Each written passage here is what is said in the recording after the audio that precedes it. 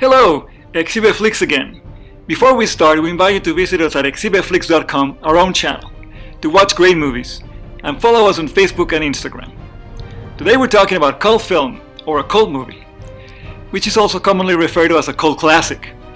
A cult movie is a film that has acquired a cult following. Cult films are known for their dedicated, passionate fan base, an elaborate subculture that engage in repeated viewings, quoting dialogue, and audience participation. Inclusive definitions allow for major studio productions, especially box office bombs, while exclusive definitions focus more on obscure transgressive films shunned by the mainstream.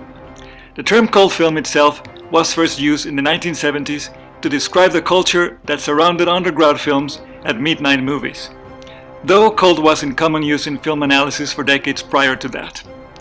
Cult films trace their origin back to controversial and suppressed films kept alive by dedicated fans.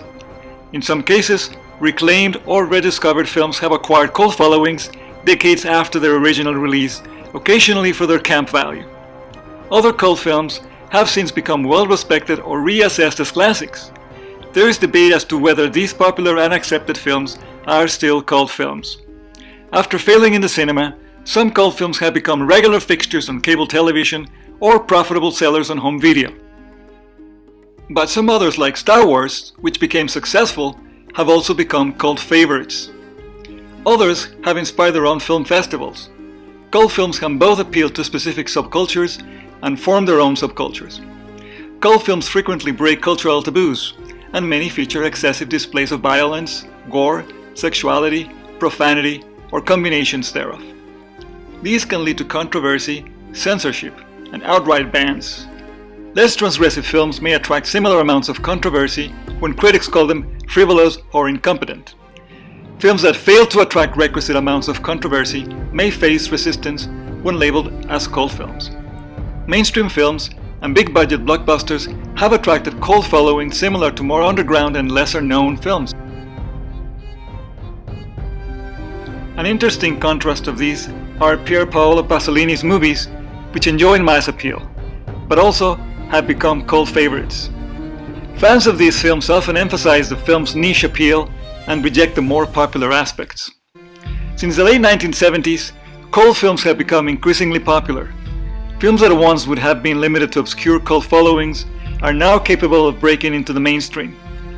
Overbroad usage of the term has resulted in controversy, as purists state it has become a meaningless descriptor applied to any film that is the slightest bit weird or unconventional.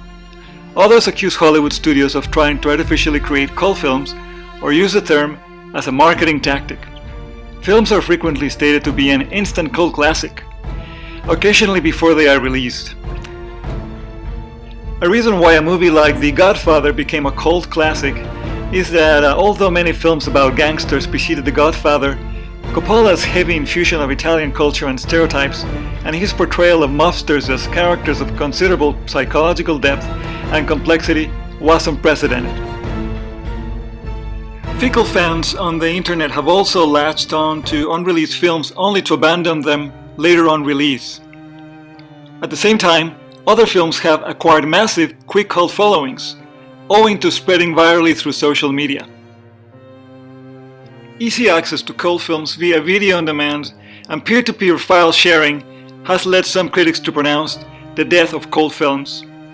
Modern cult films grew from 1960s counterculture and underground films, popular among those who rejected mainstream Hollywood films. These underground film festivals led to the creation of midnight movies, which attracted cult followings. The term cult film itself was an outgrowth of this movement and was first used in the 1970s. Though cult had been in use for decades in film analysis with both positive and negative connotations. These films were more concerned with cultural significance than the social justice sought by earlier avant-garde films. Midnight movies became more popular and mainstream, peaking with the release of the Rocky Horror Picture Show, which finally found its audience several years after its release. Eventually, the rise of home video would marginalize midnight movies once again, after which many directors joined the burgeoning independent film scene or went back underground.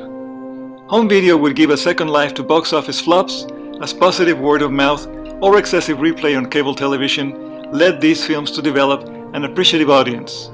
as well as obsessive replay and study. Academic Emma Pett identifies Back to the Future as another example of a cult blockbuster. Although the film topped the charts when it was released, it has developed a nostalgic cult following over the years. The hammy acting by Christopher Lloyd and quotable dialogue draw a cult following, as they mimic traditional cult films. Blockbuster science fiction films that include philosophical subtexts, such as The Matrix, allow cult film fans to enjoy them on a higher level than the mainstream. Star Wars, with its large cult following in geek subculture, has been cited as both a cult blockbuster and a cult film. Although a mainstream epic, Star Wars has provided its fans with a spirituality and culture outside of the mainstream. Fans, in response to the popularity of these blockbusters, will claim elements for themselves while rejecting others. For example, in the Star Wars film series, mainstream criticism of Jar Jar Binks focused on racial stereotyping, although cult film fans will use that to bolster their arguments. He is rejected because he represents mainstream appeal and marketing. So, not only Star Wars, but also the Indiana Jones series have the elements of a good blockbuster that became a timeless cult classic. Beginning in the 1990s, director Quentin Tarantino would have the greatest success in turning cult films mainstream. Tarantino later used his fame to champion obscure cult films that had influenced him and set up the short-lived Rolling Thunder Pictures, which distributed several of his favorite cult films.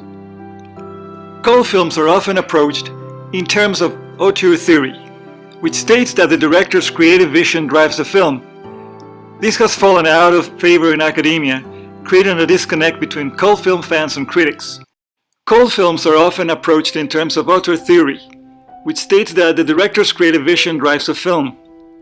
This has fallen out of favor in academia, creating a disconnect between cult film fans and critics. Matt Hill states that auteur theory can help to create cult films. Fans that see a film as continuing a director's creative vision are likely to accept it as cult. According to academic Greg Taylor, auteur theory also helped to popularize cult films when middle-brow audiences found an accessible way to approach avant-garde criticism.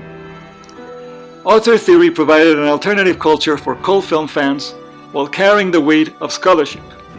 By requiring repeated viewings and extensive knowledge of details, auteur theory naturally appealed to cult film fans.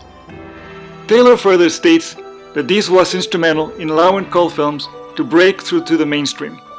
Cult films and directors may be celebrated for their transgressive content, daring, and independence, but it is argued that mainstream recognition requires they be palatable to corporate interests who stand to gain much from the mainstreaming of cult film culture.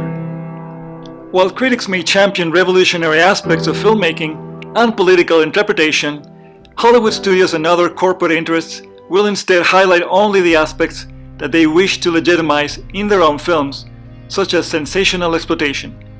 Someone like George Romero, whose films are both transgressive and subversive, will have the transgressive aspects highlighted, while the subversive aspects are ignored. Thank you for watching. What is your favorite film noir movie, and what other topics would you like us to analyze? Have you subscribed to this channel? Ring the bell to be notified of new videos, share our content, like us, also follow us on Facebook, Instagram, and Twitter. And what are you waiting for? Visit us at exhibitflix.com for great movies and follow other film lovers.